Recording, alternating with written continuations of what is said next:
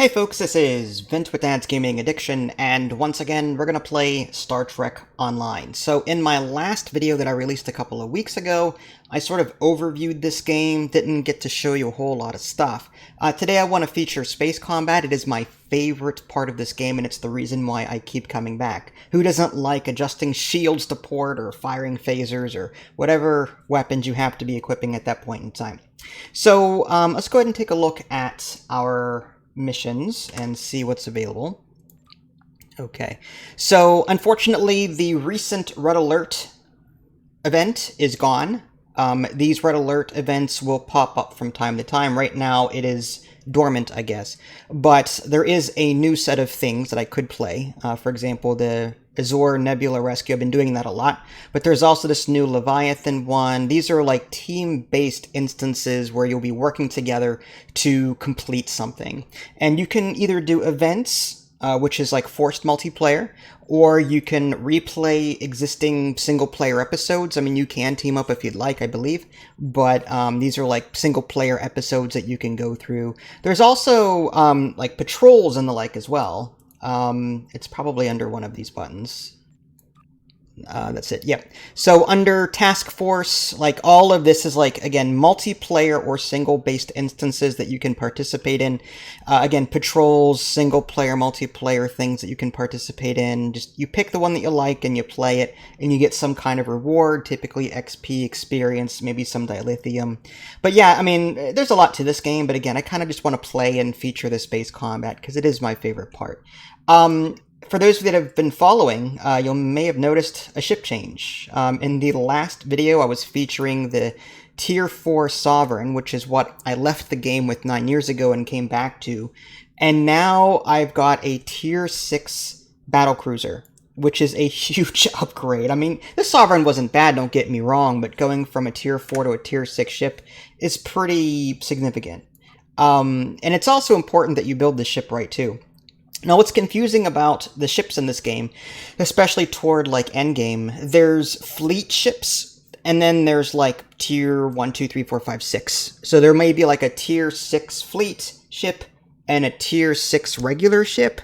So in this case, this is an Avenger. This is the name of the class is like the Avenger, Arbiter, Avenger, whatever. And it's used interchangeably for some reason.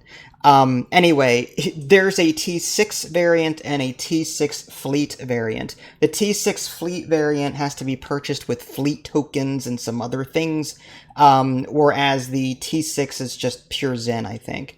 Or you can yeah, fleet upgrade modules is what you need for the fleet stuff, and you can get those by maxing your reputation to, I believe, level 6. So for every faction that you get up to level 6, you get a free fleet marker, a fleet token, and that will help you buy the fleet version of it. But for those of you that just want the regular T6 ship, you typically just have to pay Zen for that. To get Zen, you can convert dilithium into Zen. It's a very long process.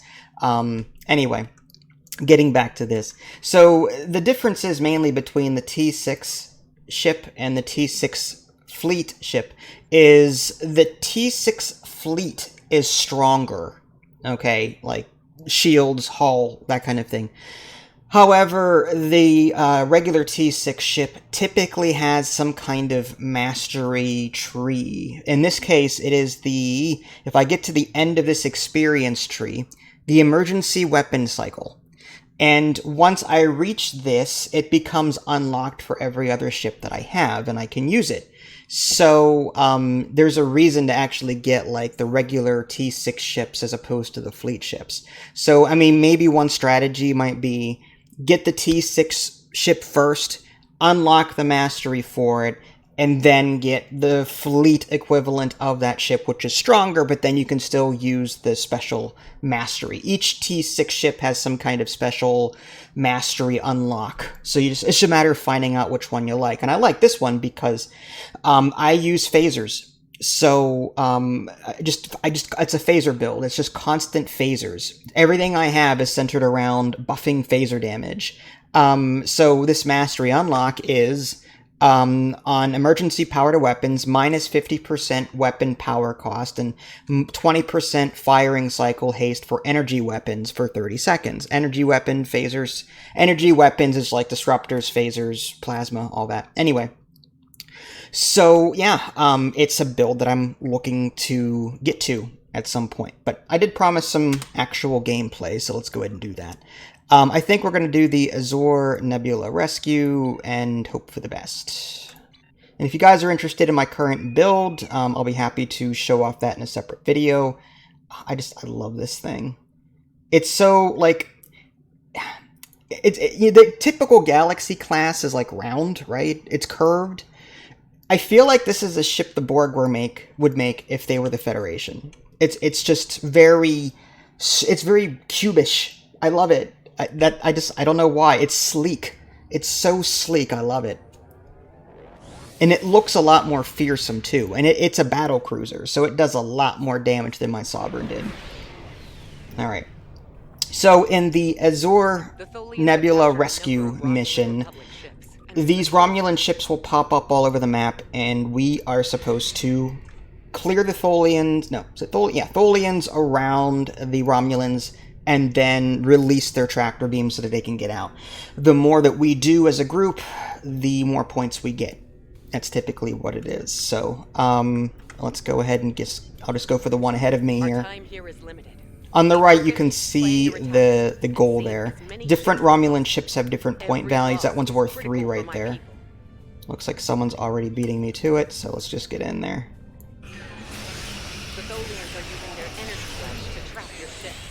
Target and fire at the nodes connecting the web. This is going to get a little dicey. Their Tholian webs are awful. You were caught inside the web, trying to destroy one side of it and escape before it collapses in on you.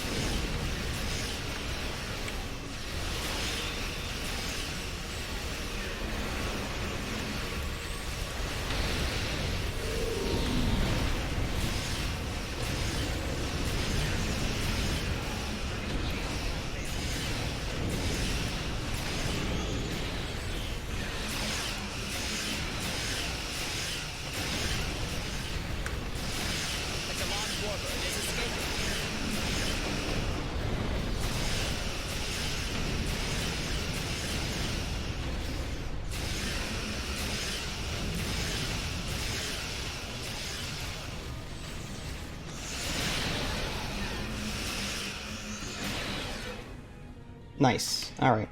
So now I'm supposed to use this tractor beam button and release this thing. That'll give us 3 points toward our team total. On the right-hand side, you can see we've got roughly 10 minutes or so. Now, rather than jump all over the map, I typically just sit in one spot. And the Romulan ships will come back, respawn. The Tholian ships will come back, respawn. I'm just going to go ahead and pass on these greens over here. As far as my current setup, I might as well just show you that real quick, in between. So, I've got 5 forward weapons with this Avenger Battlecruiser T6. 3 of them are dual beam banks, which are more powerful, but they have less of an arc. They have a 90-degree targeting arc instead of the typical phaser, which is like 250 or something like that. I've got this prolonged engagement phaser, this quantum phase beam array, and on my aft weapons, I've got 2 of them that are 360 weapons. I think 1 is kinetic damage, but that's the only thing I have that's kinetic. Everything else is energy damage of some kind. I may want to switch those out at some point, but yeah. That does phaser damage, that does phaser damage, that does kinetic damage. Okay. Yeah, so this middle aft weapon is the only one that doesn't benefit from... All these tactical consoles are plus 30% phasers, and we're under attack. Okay.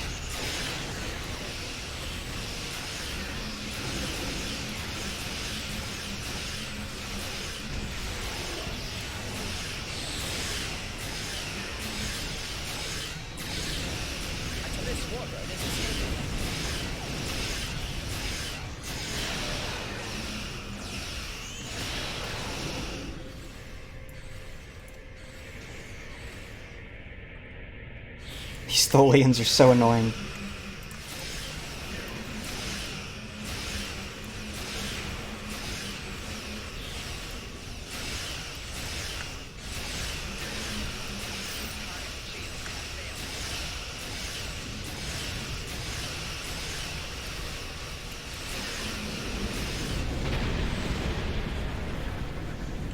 All of that for a 1-point warbird, but oh well.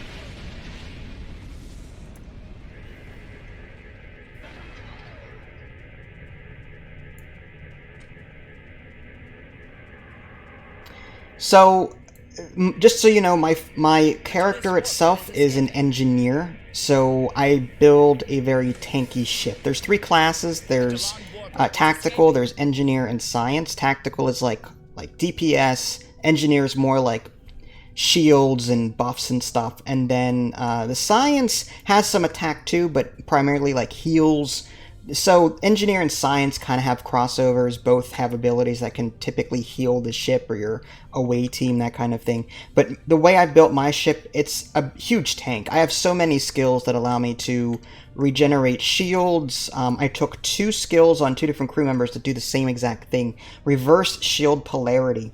They do share a cooldown to some degree. There's a global cooldown. So if I activate one, the other one goes on a minute cooldown, even though it was ready to begin with. But once you activate something, it's 2 minutes. Like, the reverse shield polarity has a 2-minute cooldown. So the other one, I just need to wait a minute, and then I can activate the other one. So I can pretty much regenerate shields that way. Any damage I take recharges my shields, which is awesome. And then I've got, from my primary DPS, beams fire at will. Just, it shoots everything I have in different directions, pretty much, attacking multiple targets. I've got some DPS abilities on the very bottom of the screen there that I like to, just in case of a huge battle like this, just pop everything and hope for the best.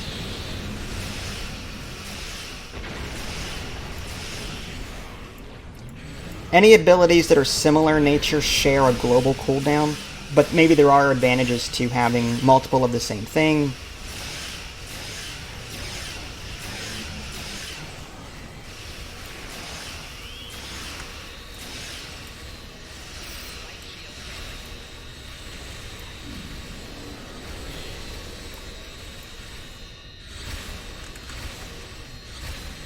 Now, sometimes I can target and shoot these nodes, but sometimes it's just annoying to do that. Might as well just wait that out.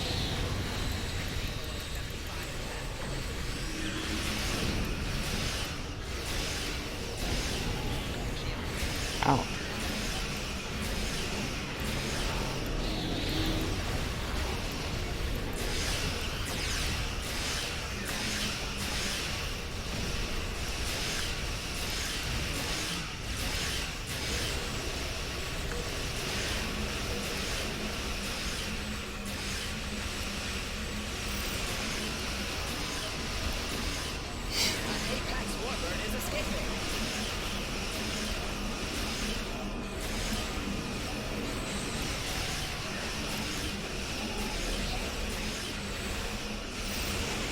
I think I'm the only one over here. I'm just saying. It's gonna get a little dicey.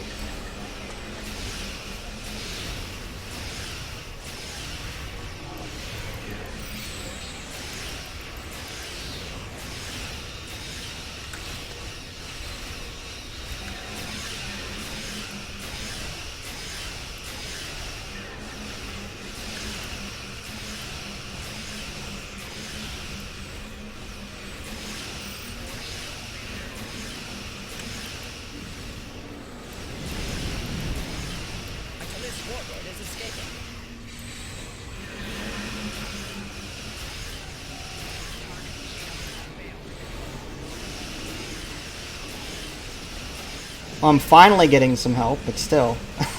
I mean, as a tank, I don't do a whole lot of damage, but as you saw, like, I was getting hit with a lot of stuff, and it...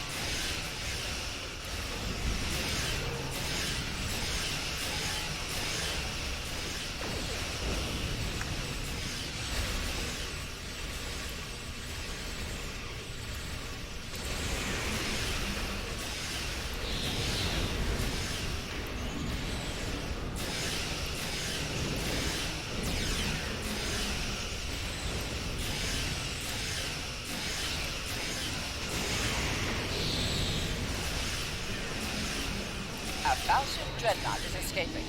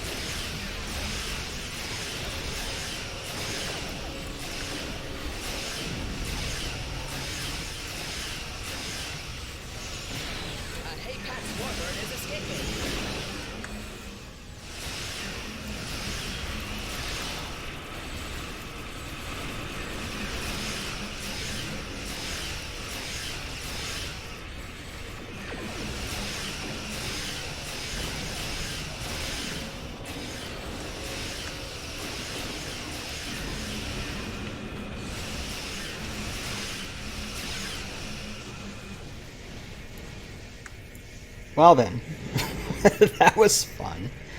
Alright, yeah, greens I'll pass on. There's a neater greed system in this game. Oh, we didn't get the ship, that's alright. I'm quite impressed with your fleet. Alright, so now that the event is over, we can choose what marks we like. Marks are the way that you can take on reputation projects in this game, and the higher you are in reputation with a particular faction, the cooler the stuff that you can possibly craft for them. So each faction has different things that you can craft. So if I scroll down here, like I could craft this Terran Task Force Deflector Array Mark 12. Mark 12 is just like the tier of equipment. 12 is like endgame, and then there's 13, 14, 15. That's like super good stuff, which I only think I have 13s up to this point. Alright, I'll need that. Pass. I'll take the blue if possible. Okay, so I'm going to quickly take a look at my assets and see what marks I'm low on. I don't have any Delta, Temporal, Competitive, Undyne, which is Species 8472. That would be, no. Let's just do... You know what, I'll just... It doesn't matter. Let's just do Task Force. Now I've got a bunch of... I got 444 Omega. How about the Dyson? No, that's pretty. Delta? I don't think I have any Delta. Yeah, I'll just take that. It's fine. Alright, so I guess with that, I'll just go ahead and end the video here. I gotta say, this new T6 ship is fantastic. I'm loving it. I was reading up on Reddit that people find it ugly. I don't think it is. I think it's, again, it's so sleek looking. I love it. It's a beast, though. In combat, it is a beast. But there you go, folks. That was Star Trek Online, a little bit of space combat gameplay. If you guys want to see more videos like this, just let me know on Discord, or just watch the video a lot and get your friends to watch it too, and the more views I get, the more stuff I'll make. This is Vince, thanks for watching, and I will catch you all next time. Take care.